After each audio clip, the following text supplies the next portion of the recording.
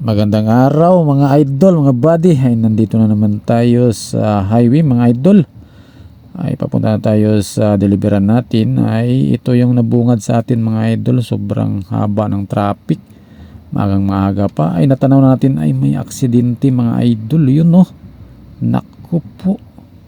Talagang binangga yung yung yung taga sinya sa daan. Binangga ng kotse mga idol dito sa likod oh. Naku, wasak talaga yung puwit mga idol. Ng tibay pa naman yan. Yung kotse talagang durog ah. Yun.